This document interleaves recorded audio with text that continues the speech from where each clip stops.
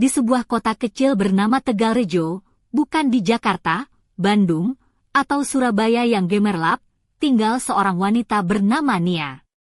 Usianya 27 tahun, dan dia hidup di kota yang jarang sekali luput dari gosip tetangga. Di Tegalrejo, setiap orang tahu siapa yang sedang bersama siapa, dan siapa yang sedang merencanakan sesuatu. Nia bekerja di sebuah biro iklan lokal, di mana hari-harinya dipenuhi dengan Photoshop, kopi pahit, klien yang suka pamer, dan teman-teman kerja yang asyik membicarakan drama orang lain. Kehidupan pribadinya? Dulu ada, tapi sekarang sudah berubah menjadi bahan lelucon yang ia ceritakan sambil tersenyum tipis. Sebut saja Adi, mantan pacarnya selama 6 bulan. Pria yang terlalu rapi, terlalu bersih, selalu mengenakan kemeja putih disetrika rapi dan sibuk dengan ponselnya yang selalu dipegang seperti cermin. Selalu meletakkan layar ponsel menghadap ke bawah, seolah-olah Nia akan mengintip. Awalnya, Adi adalah pangeran vanila, selalu menyapa dengan selamat pagi, cantik, memasakkan mie instan dengan saus sambal dan kejutan kecil, serta membawa sebotol anggur murah dari minimarket dekat rumah. Namun, klasiknya, Adi mulai hilang tanpa kabar, meninggalkan ponsel di dalam mobil yang sedang diisi daya, dan alasan yang sama setiap kali, aku cuma ketiduran. Tapi Nia bukan perempuan yang mudah terpancing emosi seperti yang dikira orang. Dia adalah pengamat ulung, pelan-pelan menganalisis setiap gerak-gerik, dan ketika saatnya tiba, dia menghantam tepat di titik yang paling sakit. Suatu hari, adik perempuan Adi, Rina, yang selama ini punya kode rahasia, dengan Nia lewat tatapan mata, mengirimkan sebuah foto.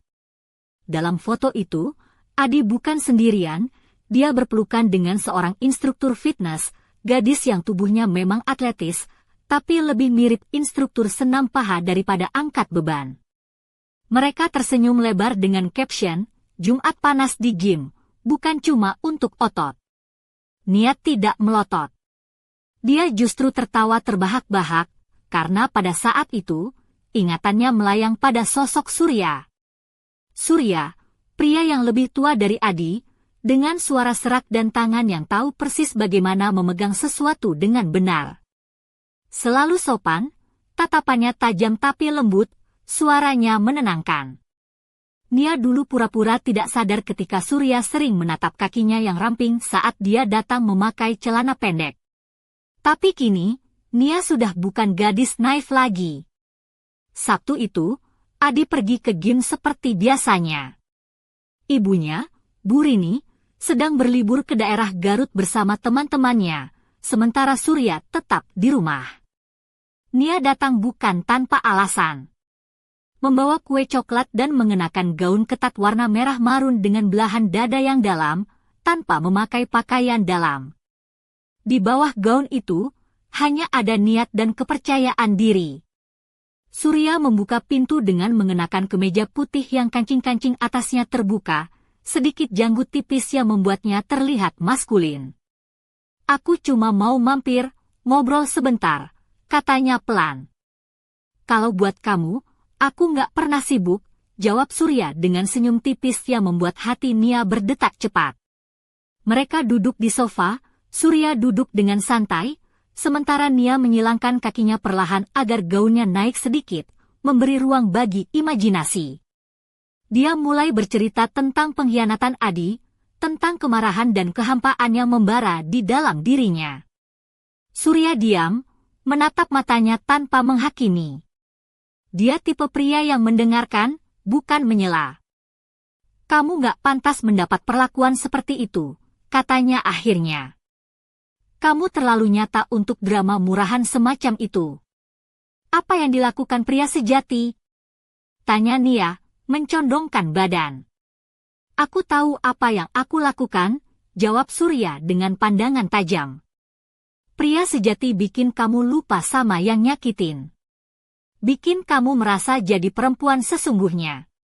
Tangannya menyentuh lutut Nia. Kalau begitu, tolong aku lupakan dia, bisiknya. Surya tak menunggu lama. Tangannya melingkar di pinggang Nia, bibirnya yang dewasa dan hangat menyatu dengan bibir Nia. Bukan ciuman remaja, tapi ciuman pria dewasa yang tahu persis di mana harus menyentuh, berapa kuat, dan ritme yang pas. Tangan Nia otomatis menelusuri lehernya, jantung berdetak kencang. Semua yang ada hanyalah sensasi kulit, aroma, dan berat tubuh Surya. Gaunnya perlahan melorot, meninggalkan hanya kombinasi rendah hitam yang sensual tapi tetap sopan. Dia merasa legal tapi juga sedikit nakal. Surya mencium dengan lembut, tangannya menyusuri tubuh Nia dengan penuh hormat dan gairah, tanpa terburu-buru, menikmati setiap sentimeter. Nia mengeluarkan desahan kecil, bukan karena sakit, tapi kebebasan. Desahan seorang wanita yang akhirnya melakukan apa yang dia inginkan, tanpa rasa takut. Setelah semuanya selesai, mereka berbaring di sofa, telanjang dan terengah-engah, tertawa seperti anak kecil yang baru saja mencuri permen dan menyembunyikannya di lemari. Tapi ini bukan lemari. Ini ruang tamu rumah istri Surya. Nia tidak merasa bersalah. Dia merasa bebas. Untuk pertama kalinya setelah malam itu, Nia bukan lagi dirinya yang dulu. Bukan hanya karena telah bersama mantan pacarnya, tapi karena ia akhirnya tahu siapa dirinya sebenarnya. Bukan gadis yang ditinggalkan, tapi perempuan yang diinginkan, berani, dan berbahaya. Dia berjalan di jalanan Tegalrejo seolah panggung berada di bawah kakinya. Rambutnya disanggul rapi, bibirnya merah berani, kacamata hitam yang menyembunyikan senyum sinisnya. Adi mulai mencoba hidup kembali seminggu kemudian. Klasik. Begitu dia merasa Nia tak lagi mengejarnya, dia mulai mengirim pesan. Kamu kangen gak? Kita perlu ngobrol. Nia hanya membaca dan diam. Tapi Surya? Dia tak pernah mengirim pesan. Dia bertindak. Selasa jam 18.32 Nia menerima pesan singkat. Aku di rumah sendiri hari ini. Bawa sesuatu yang lebih kuat dari coklat. Nia tersenyum, membuka lemari, dan mengambil gaun merah yang sama. Dengan punggung terbuka, tanpa lengan, tanpa pakaian dalam, tubuhnya berkilau dengan minyak ringan, dada terangkat, rambut lembut sedikit basah, dan sepatu hak tinggi yang membuat kakinya kelihatan panjang dan ramping. Dia bukan berjalan, dia meluncur ke pintu Surya. Dia membuka pintu, tak berkata apa-apa, hanya tatapan yang membuat Nia merasa seperti hidangan lezat yang sudah lama dia persiapkan sendiri. Mereka berdua tahu, malam ini akan berbeda. Tiba-tiba terdengar suara ketukan di pintu belakang rumah. Malam itu, di rumah Surya yang sederhana di pinggiran Tegalrejo, suasana terasa berbeda. Tirai tipis berwarna krem menari pelan diterpa angin malam, cahaya lampu temaram memantul lembut di dinding kayu yang hangat. Nia berdiri di tengah ruang tamu dengan gaun merah marun yang menempel sempurna di lekuk tubuhnya. Punggungnya terbuka lebar, memperlihatkan kulit halus yang bersinar samar di bawah cahaya remang. Sepatu hak tingginya berkilau, menambah kesan anggun sekaligus menggoda, sementara rambutnya yang sedikit basah tergerai lembut di bahu. Surya muncul dari dapur dengan kemeja putih yang kancing atasnya terbuka, memperlihatkan dada bidang dan sedikit janggut yang membuatnya semakin maskulin. Matanya yang gelap menatap penuh nafsu dan kekaguman, seolah tak percaya betapa beruntungnya dia memiliki Nia di depan matanya. Desertnya sudah datang, bisik Nia dengan senyum nakal, menantang. Surya tertawa pelan, lalu meraih tangannya. Kalau begitu, mari kita buat malam ini tak terlupakan. Mereka bergerak perlahan menuju kamar tidur, di mana selimut bermotif batik dengan warna coklat dan merah menghiasi ranjang kayu tua. Gaun Nia perlahan tergelincir dari bahunya, meninggalkan hanya stoking putih tipis yang memeluk kakinya dan sebuah slip tipis berwarna kulit. Surya menyentuh bahunya dengan lembut, lalu menurunkan tangannya ke pinggangnya yang ramping. Setiap sentuhan Surya seperti langkah catur yang penuh perhitungan, membuat Nia merasa seperti ratu yang sedang dimanja dan dipuja. Ia tidak pernah terburu-buru, menikmati setiap momen dengan sabar dan penuh gairah. Kadang ia mengikatkan syal sutra bermotif bunga di mata Nia, membiarkan indera lain bekerja lebih kuat. Kalau kamu tidak bisa melihat, kamu akan merasakan semuanya lebih dalam, bisik Surya di telinganya, suaranya serak dan menggoda. Nia mengangguk, merasakan detak jantungnya meningkat saat tangan Surya menelusuri tubuhnya, menghadirkan sensasi yang membakar dan membebaskan. Gaun dan pakaian dalamnya perlahan terlepas, meninggalkan kulitnya yang bersinar dan penuh gairah. Mereka melebur dalam pelukan yang panjang, menghabiskan malam dengan ciuman yang lembut tapi penuh kekuatan, bisikan kata-kata manis dan napas yang saling bersahutan. Setiap gerakan adalah perpaduan antara hasrat dan kelembutan yang membuat Nia merasa menjadi perempuan yang benar-benar diinginkan. Ketika pagi mulai menyelinap masuk lewat jendela, mereka berbaring di ranjang, kulit mereka berkilau karena minyak, napas masih berat, dan senyum merekah di wajah keduanya. Surya mengelus rambut Nia dengan lembut, membisikkan cerita tentang masa muda yang dulu dia impikan menjadi musisi, namun akhirnya menjadi insinyur. Tapi sekarang aku punya kamu, katanya pelan. Nia tersenyum lebar, tapi di dalam hatinya ada bayang-bayang kekhawatiran yang tak bisa ia singkirkan. Keesokan harinya, Nia pergi ke apotek di pusat kota Tegalrejo, mengenakan blus putih sederhana dan celana jeans yang pas di badan, rambutnya diikat rapi. Namun, perasaannya gelisah. Ia merasakan tatapan dari seseorang yang mengikutinya dari kejauhan. Pertama, ia kira cuma perasaannya saja. Tapi ketika sahabatnya berbisik, aku lihat mantanmu di dekat rumah kamu tadi, Nia sadar bahwa Adi mulai curiga dan mungkin sedang mengawasinya. Sejak saat itu, hidup Nia berayun antara euforia dan ketakutan. Dengan Surya, mereka bertemu lebih sering tapi semakin diam dan rahasia. Tidak ada telepon panjang, hanya pesan singkat dan pertemuan di tempat-tempat tersembunyi, hotel pinggir jalan, lorong rumah tetangga, bahkan sekali di ruang ganti gym, yang membuat adrenalin Nia melonjak. Dalam ruang ganti itu, Nia mengenakan setelan olahraga ketat, tapi tanpa pakaian dalam. Surya menguncinya di dalam ruangan dan perlahan menjelajahi tubuhnya dengan jari-jari yang lembut, waktu terasa seperti berhenti. Kalau ada lagi, kita coba di rumah di puncak bukit, bisik Surya. Jauh dari semua mata. Namun, takdir sepertinya punya rencana lain. Adi mulai muncul di mana-mana, di kantor, di toko kelontong tempat Nia biasa beli kopi, bahkan suatu hari. Mendekatinya di halte bus. Kamu berubah banyak, katanya dingin. Punya orang baru?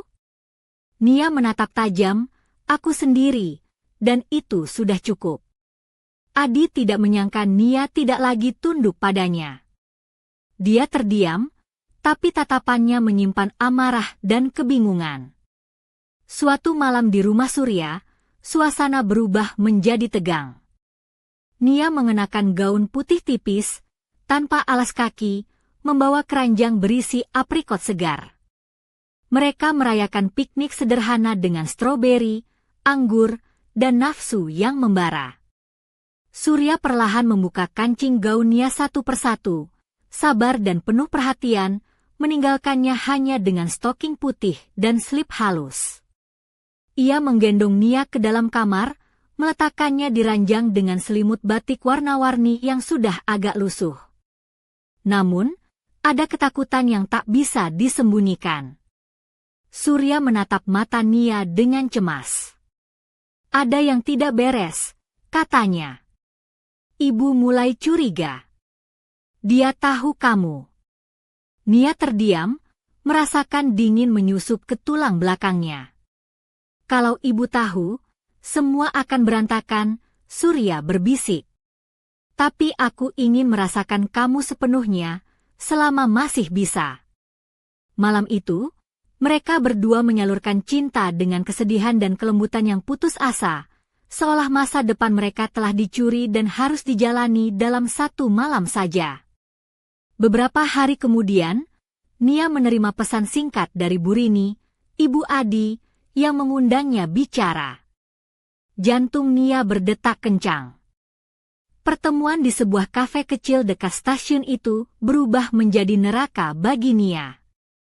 Bu Rini datang dengan wajah dingin seperti pagi berkabut, tanpa basa-basi. Nia, kamu akan ceritakan sendiri, atau aku harus mengorek perlahan? Nia akhirnya pecah, mengaku semuanya. Bu Rini mendengarkan tanpa ekspresi, lalu berkata, dia juga merasakan hal yang sama. Aku lihat dari matanya. Dia tidak hanya tidur denganmu, dia mencintaimu. Itu lebih buruk. Tanpa amarah, Bu Rini bangkit dan pergi. Nia duduk di sana, merasa seperti ladang setelah kebakaran, hancur dan kosong. Sejak itu, hidup Nia seperti berjalan di ranjau. Setiap pertemuan dengan Surya penuh ketegangan. Mereka tak lagi bisa aman, tapi tetap bertahan karena mereka sudah berhenti berpura-pura bahwa ini hanya soal nafsu. Nia mulai merindukan Surya bukan hanya ciumannya, tapi suaranya, gaya bicaranya, sentuhan lembutnya di rambut. Dia bahkan tidur dengan salah satu kemeja Surya, bukan sebagai balas dendam, tapi karena ada rasa yang lebih dalam, mungkin cinta. Suatu hari, Surya mengajak Nia ke Bandung untuk jalan-jalan, mencoba menjadi pasangan biasa untuk sekali saja. Nia mengenakan mantel panjang, gaun sederhana, stocking, dan sepatu bot hak tebal. Surya mengemudi dengan tenang, hanya sesekali tersenyum padanya. Mereka berjalan di kawasan Dago, minum kopi take away, dan berfoto bersama. Untuk pertama kalinya, Nia menggenggam tangan Surya di depan umum, tak peduli orang melihat dan menghakimi. Kalau aku tahu bagaimana semuanya berakhir, kamu mau tetap melakukannya? Tanya Nia. Surya tersenyum nakal. Kalau aku tahu kamu akan jadi milikku, aku pasti mulai lebih awal. Mereka tertawa bersama. Namun, di sebuah kafe pinggir kota, kejadian tak terduga terjadi. Adi tiba-tiba muncul, wajahnya membeku seperti baru kena tampar sendiri. Pandangannya melayang dari Nia ke Surya, lalu tangan mereka, ketagihan, dan akhirnya ke dada Nia yang terbingkai gaun ketat. Kalian serius? Bisiknya penuh kebencian. Lebih serius dari yang kamu kira, jawab Surya dingin. Adi mengejek, kamu bukan pria sejati. Kamu cuma memanfaatkan dia. Usia kamu 2 kali lipat. Nia berdiri dengan tenang, tanpa teriak. Kamu yang memanfaatkan, bukan aku. Dan aku bukan satu-satunya. Adi memalingkan wajah, meninggalkan mereka tanpa penyelesaian seperti biasa. Malam itu, Nia terbangun dengan perasaan aneh. Surya masih tertidur, tapi dia merasa ada sesuatu yang mengawasinya. Dia berjalan ke dapur, menuangkan air, dan melihat dari jendela. Sebuah mobil berhenti di depan rumah, lampu depan menyala terang, tapi wajah pengemudinya tak terlihat. Saat Nia mengalihkan pandangan sejenak, mobil itu melaju pergi tiba-tiba. Bukan kebetulan. Ada yang mengawasi, ingin tahu bagaimana cerita ini akan berakhir. Dan Nia? Dia juga ingin tahu. Pagi di kota Tegalrejo terasa sunyi, tapi hati Nia bergejolak tak karuan.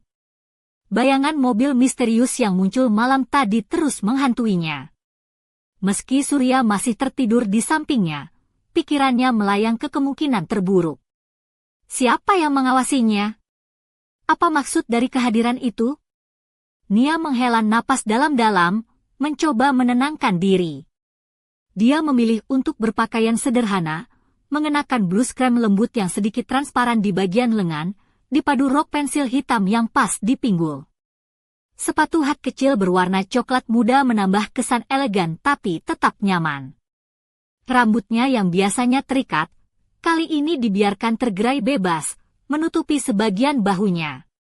Saat dia melangkah keluar dari rumah, suasana kota kecil itu seolah menyambutnya dengan tatapan penuh rahasia.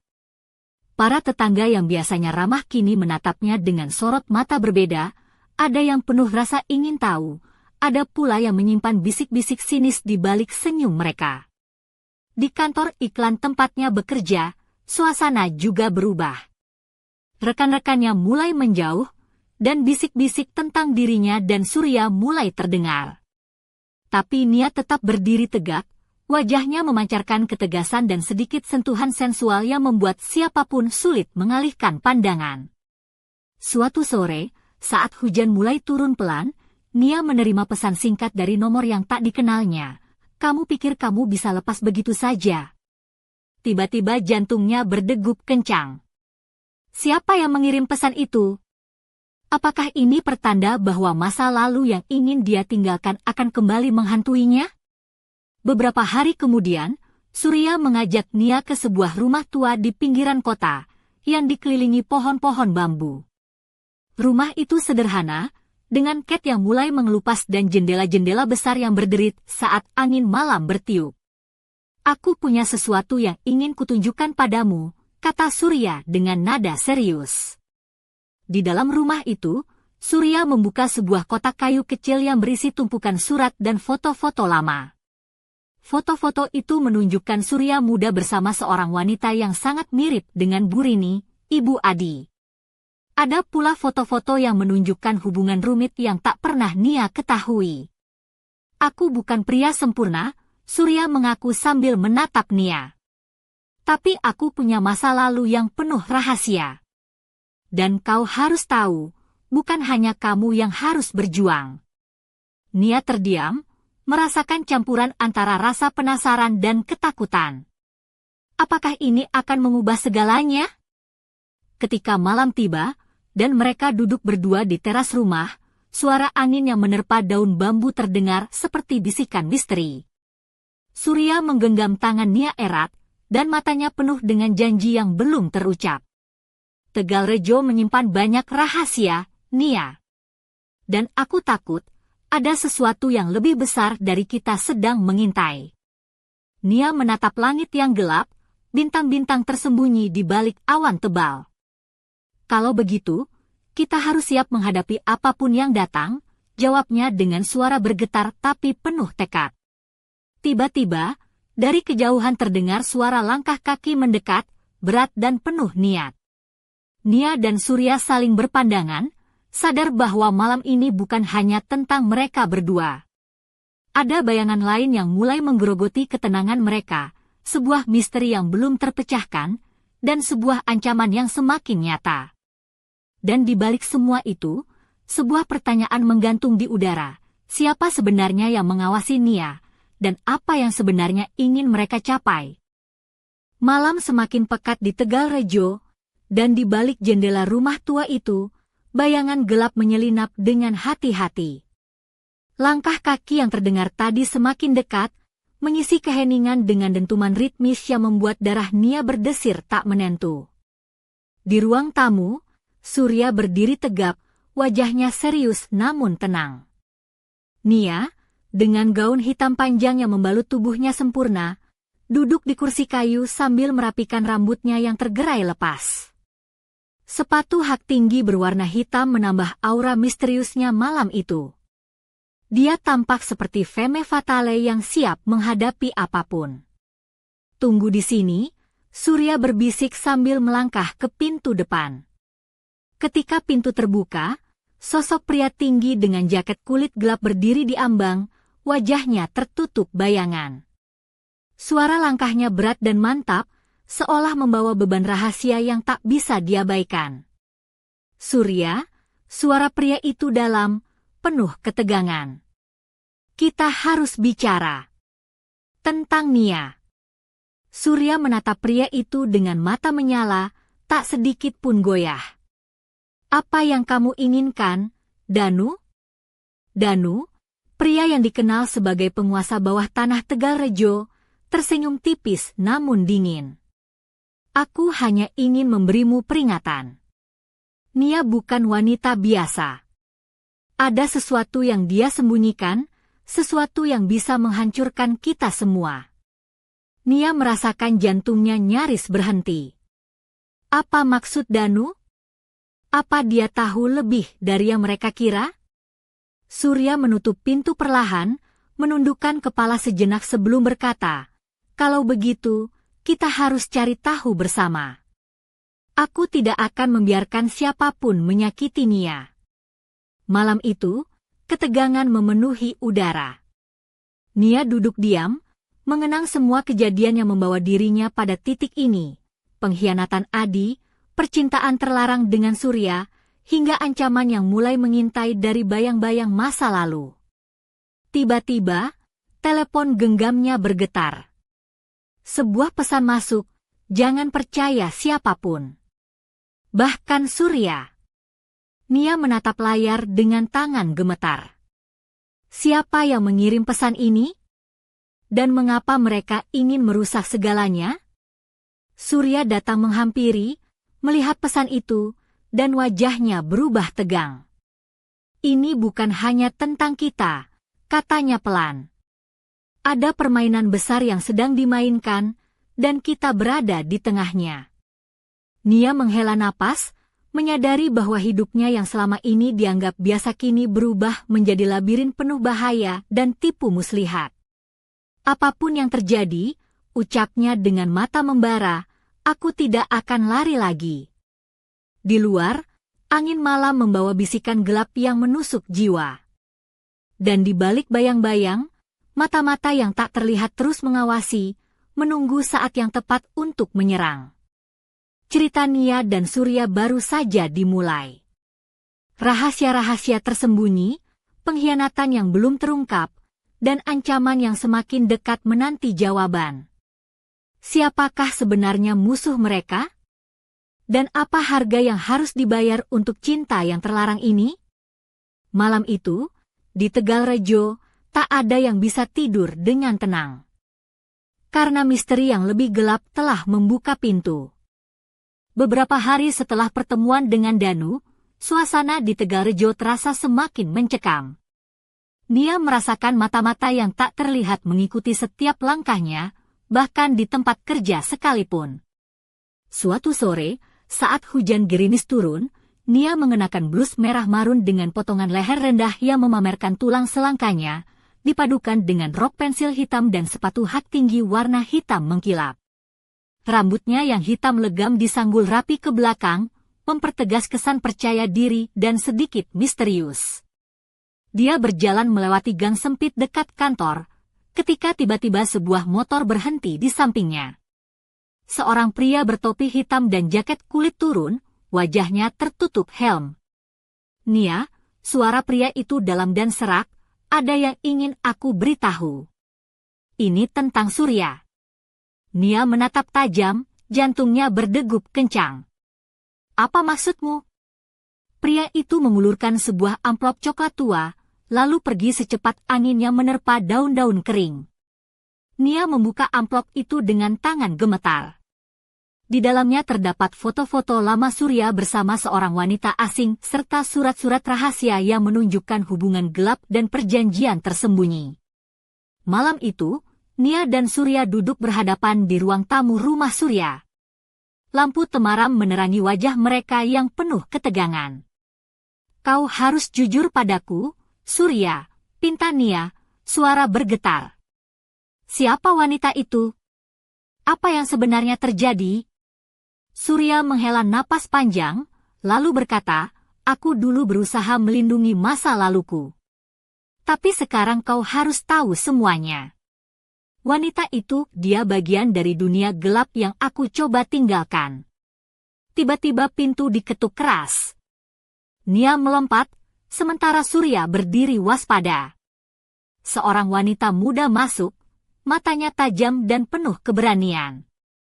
"Aku datang untuk memperingatkan kalian," katanya. "Bahaya yang mengintai lebih besar dari yang kalian kira. Ada orang-orang yang ingin memisahkan kalian, dan mereka tidak segan menggunakan cara apapun. Nia dan Surya saling bertatapan, sadar bahwa perjuangan mereka belum akan berakhir. Di luar, badai mulai menggulung awan, menandakan bahwa kegelapan yang mereka hadapi baru saja dimulai. Dan di balik semua itu, suara bisikan misterius terus mengintai, menunggu momen yang tepat untuk mengungkap kebenaran tersembunyi.